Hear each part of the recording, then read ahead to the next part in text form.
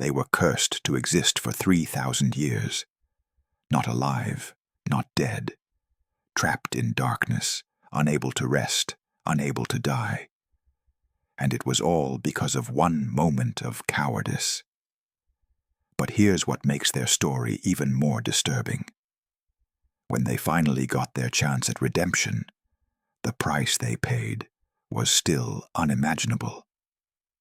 Stay with me, because what Tolkien actually wrote about the army of the dead is far darker than what you saw in the films, and it only gets stranger from here.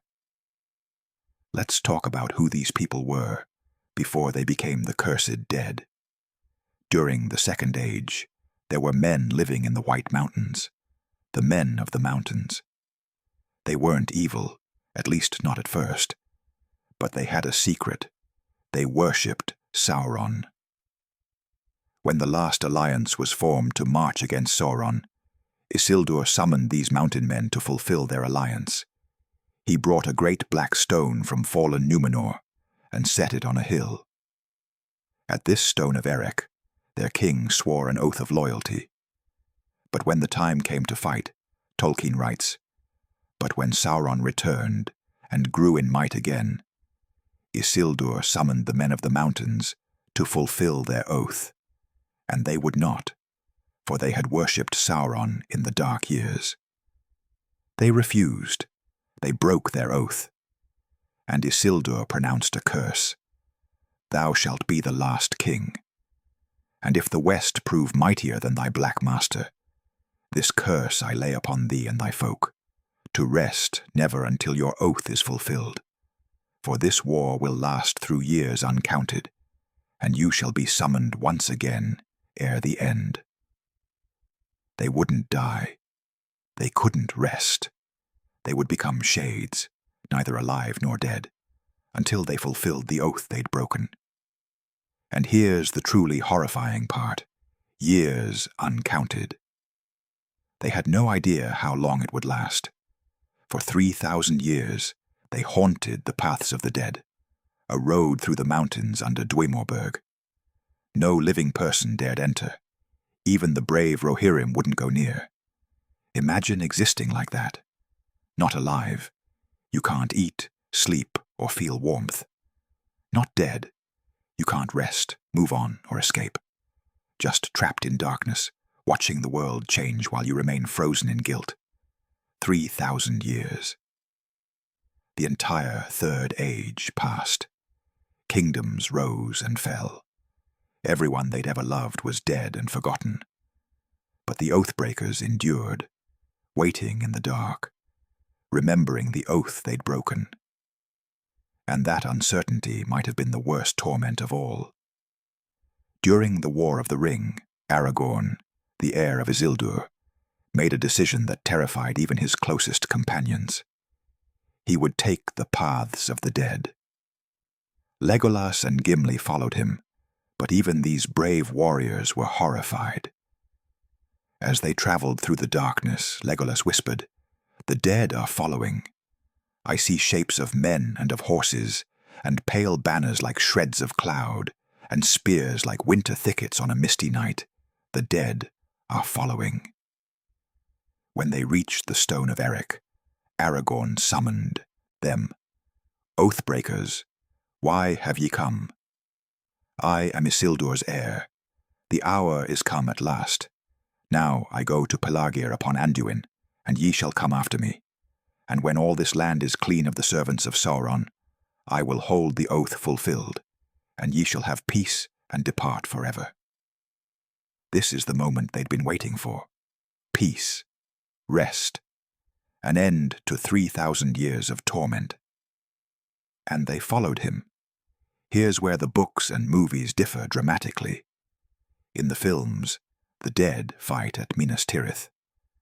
But in Tolkien's text, Aragorn took them to Pelargir, where the corsairs of Umbar were preparing to attack Gondor from behind. The dead swept through Pelargir. But here's what's chilling. They didn't need to fight. Their mere presence was the weapon.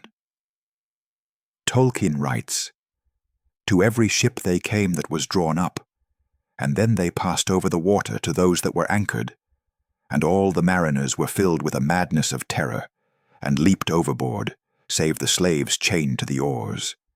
Hardened corsairs took one look at the dead, and were driven mad with fear. They jumped into the sea rather than face them. The curse that had kept the dead as shades for 3 millennia made them so horrifying that mortal men couldn't endure the sight. Aragorn seized the entire corsair fleet and sailed those black ships to Minas Tirith, arriving exactly when all seemed lost. After the battle, Aragorn kept his promise. Tolkien writes, "And the king Elisar declared the war to be over, and he called the dead and all that followed him to be released." Just like that, the curse was lifted. After 3 millennia of torment, they were freed. They could finally rest. But here's the question that haunts me. What did they lose in those 3,000 years? Yes, breaking an oath is serious. But 3,000 years? That's not punishment. That's an eternity of suffering for a single failure. Everyone they loved was dead. Their entire civilization was gone. The world they knew had vanished. They'd missed 3,000 years of life, births, deaths, joy, sorrow, everything that makes existence meaningful. Even after the curse was lifted, those millennia were gone forever. Were they redeemed? They fulfilled their oath. They helped save Gondor. But redemption doesn't erase what you've lost. It doesn't give back what you've suffered. The story of the Oathbreakers is one of Tolkien's darkest tales, because it shows that some prices are almost too high to pay, even for redemption. They got their peace, yes, but they paid for it with 3,000 years of living death.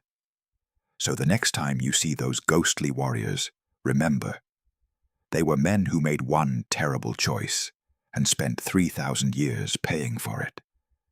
And when they finally earned their rest, they'd lost everything except the chance to do what they should have done at the start. That's the real horror of the Oathbreakers. Not that they were dead, but that they existed for 3,000 years, wishing they could be. If you found this as disturbing as I did, subscribe for more dark Tolkien lore. Drop a like if this changed how you see the army of the dead. And tell me, do you think 3,000 years was justice or cruelty? Take care and see you in the next one.